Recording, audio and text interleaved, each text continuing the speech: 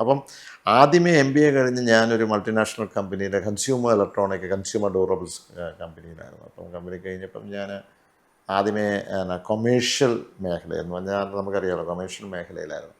അപ്പോൾ അവിടെ കുറേ നേരമൊക്കെ ഇരുന്നു, ഈ ബില്ലിങ് മറ്റേത് മറിച്ചതൊക്കെ ഇരുന്ന് കഴിഞ്ഞപ്പം അവിടെ ഇരുന്ന് 2-3 മാസം കഴിഞ്ഞപ്പോൾ ആ മെയിൻ ആൾ എന്നെ വിളിച്ചിട്ട്, നിങ്ങളുടെ ഫ്ലെയർ എന്ന് പറഞ്ഞാൽ നിങ്ങളുടെ ഒരു ടേസ്റ്റ് എന്ന് പറഞ്ഞാൽ ഇതൊന്നുമല്ല, നിങ്ങൾ മാർക്കറ്റിങ്ങിലേക്ക് പോയി. ഞാൻ മാർക്കറ്റിംഗാണ് ഈ MBAക്ക് എടുത്തത്.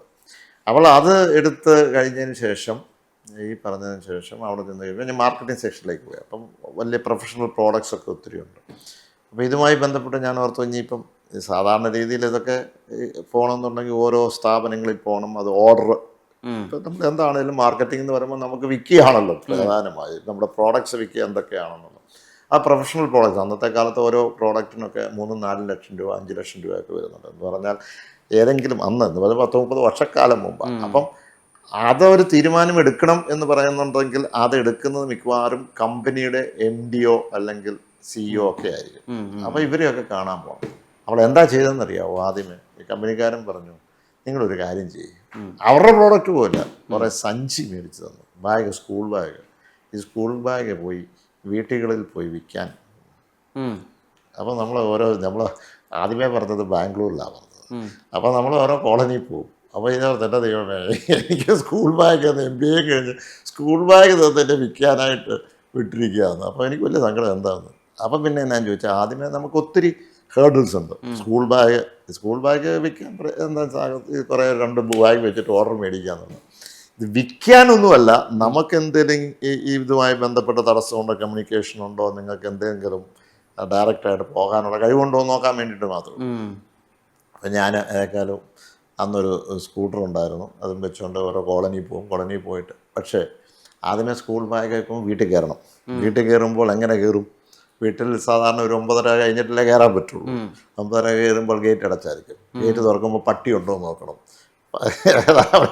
പട്ടി ഉണ്ടോ എന്ന് നോക്കുമ്പോൾ ബെല്ലടിക്കുക.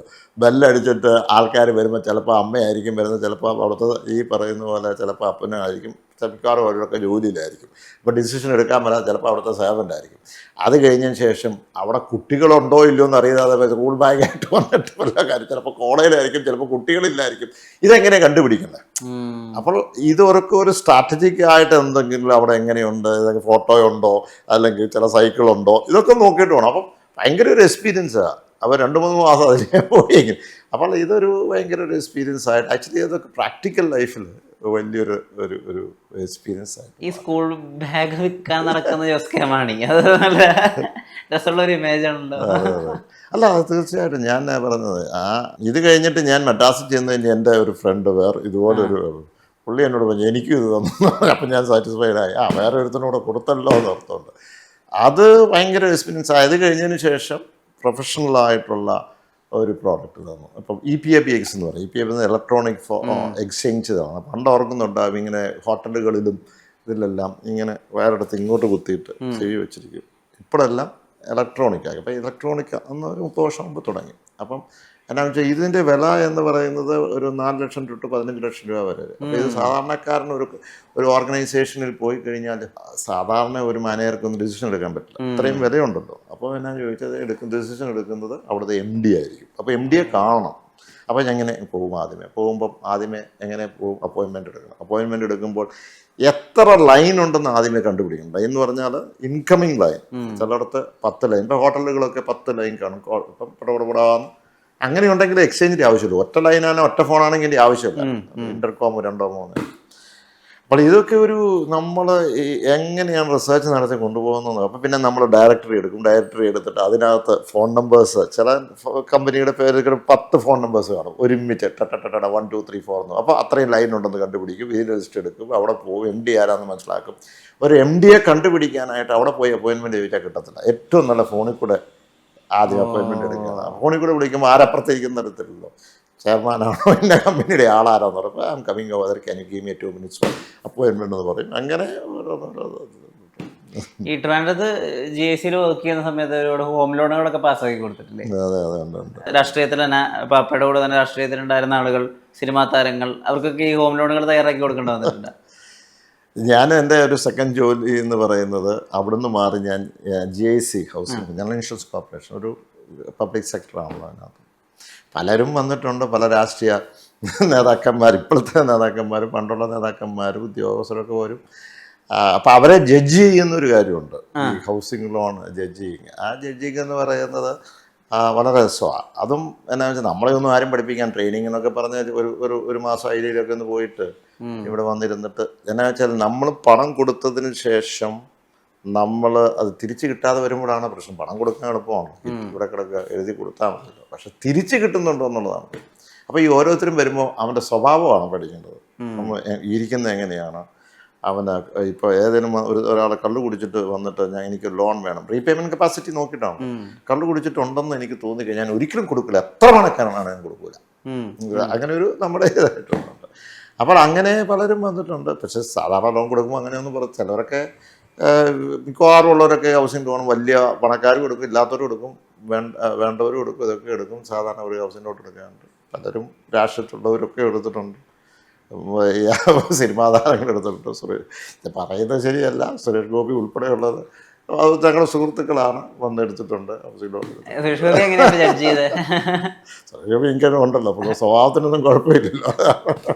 ഈ സോഷ്യൽ മീഡിയയുടെ നെഗറ്റീവ് ഇമ്പാക്റ്റിനെ പറ്റി ചോദിച്ചപ്പോൾ രണ്ട് കാര്യങ്ങളെ പറ്റി കൂടി ചോദിക്കാനുണ്ട്.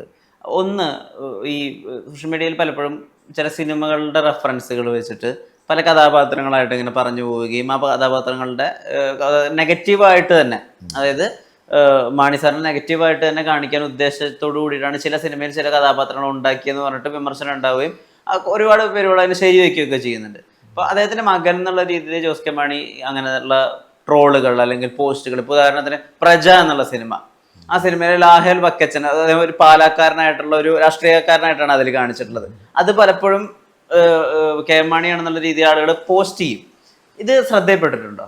ഞാനേ ഉള്ള സത്യം പറഞ്ഞാൽ ഈ സോഷ്യൽ മീഡിയയിൽ എനിക്ക് ഒത്തിരി എതിരായിട്ടുണ്ട്. മാസാറിന് ചാച്ചനെതിരായിട്ടുണ്ട്. എനിക്ക് ദൈവം ഒരു കഴിവ് തന്നെ ചോദിച്ചാൽ സോഷ്യൽ മീഡിയ വന്ന ഒരു സാധനം ഞാൻ ഓർത്തിരിക്കത്തില്ല, മറന്നു പോകും. ഒന്നിത് നോക്കാൻ സമയമില്ല. പിന്നെ ഇത് നോക്കിയാൽ നമ്മുടെ പ്രഷർ കൂട്ടാവുന്നത് മാത്രമേ ഉള്ളൂ. എന്തിനാ നമ്മൾ ഇതിനെ അവൻ പറയാനുള്ള പറയും. പിന്നെ ഞാനതാ ആദ്യമേ പറഞ്ഞത്, ഈ ക്യാരക്ടർ എത്രയോ ലീഡേഴ്സിനൊക്കെ കരുണാകരനെതിരെ അങ്ങനെയൊക്കെ എത്രയോ സിനിമകൾ ഇറങ്ങിയിട്ടുണ്ട്, പൊളിറ്റിക്കൽ സിനിമകൾ ഇറങ്ങിയിട്ടുണ്ട്. ആ പൊളിറ്റിക്കൽ സിനിമയൊക്കെ അതിൻ്റെ ഒരു കലാപരമായിട്ടൊക്കെ അതിൻ്റെ ഗുഡ് സ്പിരിറ്റ് ഞാൻ എടുക്കാറുള്ളൂ. എത്രയോ കാർട്ടൂൺസ് എത്രയോ വരും, വരട്ടെ, അതിനകത്തൊന്നും കുഴപ്പമൊന്നുമില്ല.